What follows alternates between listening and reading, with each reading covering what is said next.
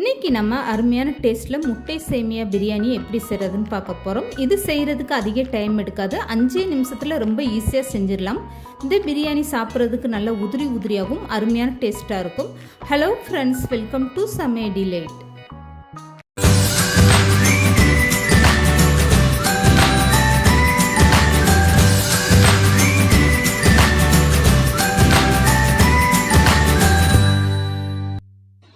இப்போ ஒரு அகலமான பாத்திரத்தில் 2 ஸ்பூன் அளவுக்கு சமையல் எண்ணெய் சேர்த்துட்டு 3 முட்டை சேர்த்துக்கோங்க. இது கூடவே ஒரு பிஞ்ச் அளவுக்கு உப்பு சேர்த்துட்டு இதில் கொஞ்சமாக 1/4 ஸ்பூனுக்கும் குறைவான மிளகுத்தூள் சேர்த்துக்கோங்க.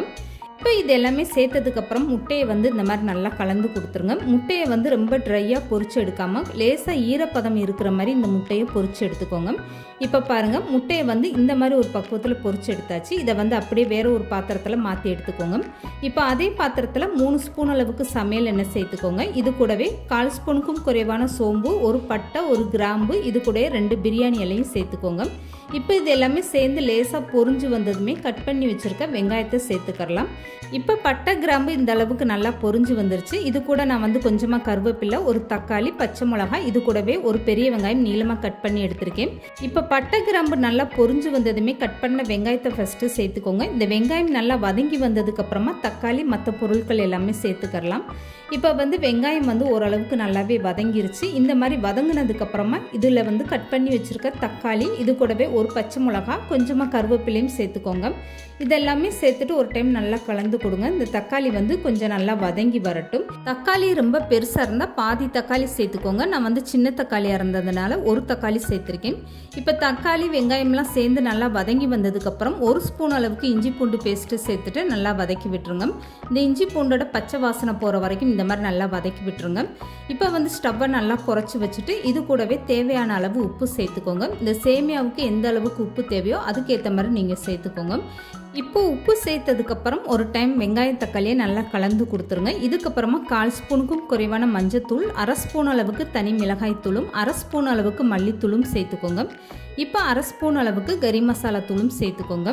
இதெல்லாம் சேர்க்கும் போது நீங்கள் ஸ்டவ்வை நல்லா குறைச்சி வச்சுட்டு தான் சேர்க்கணும். இப்போ மசால் பொடி எல்லாமே சேர்த்ததுக்கப்புறம் ஒரு டைம் இந்த மாதிரி நல்லா கலந்து கொடுத்துருங்க. மசால் பொடி சேர்த்துட்டு இப்படி எண்ணெயில் நீங்கள் வதக்கி விடும்போது அந்த மசால் பொடியோட வாசனையெல்லாம் ரொம்பவே சூப்பராக இருக்கும். இப்போ ஒரு டைம் கலந்து கொடுத்ததுக்கப்புறமா 1 கப் அளவுக்கு தண்ணி சேர்த்துக்கோங்க. இதுக்கப்புறம் கலந்து விட்டுட்டு உப்பு உரப்பு உங்கள் டேஸ்ட்டுக்கு ஏற்ற மாதிரி பார்த்துக்கோங்க. எந்த கப்பில் சேமியா 1 கப் அளந்து எடுக்கிறீங்களோ அதிலே 1 கப் அளவுக்கு தண்ணி சேர்த்துக்கோங்க. இப்போ தண்ணி நல்லா கொதி வந்துருச்சு. 1 கப் அளவுக்கு நான் சேமியா எடுத்திருக்கேன். இந்த சேமியா வறுத்த சேமியா, அதனால் நான் அப்படியே சேர்க்குறேன். நீங்கள் வறுக்காத சேமியானா ஒரு டைம் வறுத்துட்டு அதுக்கப்புறமா சேர்த்துக்கோங்க. இப்போ தண்ணி கொதி வந்ததும் சேமியாவை இந்த மாதிரி சேர்த்துட்டு நல்லா கலந்து கொடுத்துருங்க. இதுக்கப்புறம் ஸ்டவ்வை கம்ப்ளீட்டாக குறைச்சி விட்டுருங்க. இந்த மாதிரி நல்லா கலந்து கொடுத்ததுக்கப்புறம் ஸ்டவ்வை குறைச்சிட்டு இதுக்கப்புறம் மூடி போட்டு ஒரு 2 நிமிஷம் அப்படியே நீங்கள் விட்டுருங்க.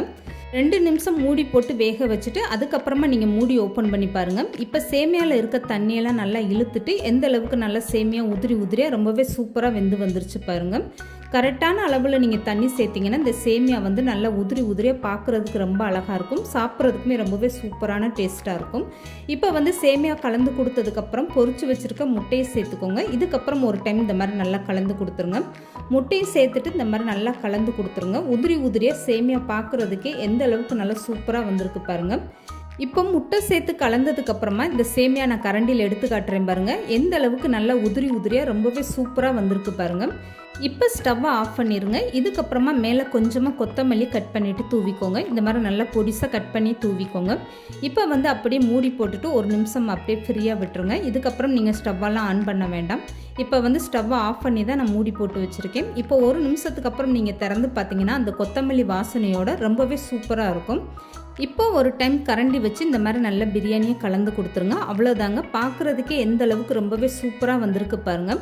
நல்லா உதிரி உதிரியாக அருமையான டேஸ்ட்டில் முட்டை சேமியா பிரியாணி ரொம்பவே சூப்பராக ரெடி ஆயிடுச்சு.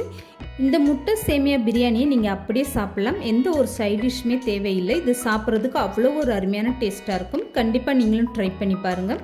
இந்த வீடியோ பிடிச்சிருந்தா லைக் பண்ணுங்கள், ஷேர் பண்ணுங்கள். மறக்காமல் சமையல் டிலைட் சேனலை சப்ஸ்கிரைப் பண்ணுங்கள்.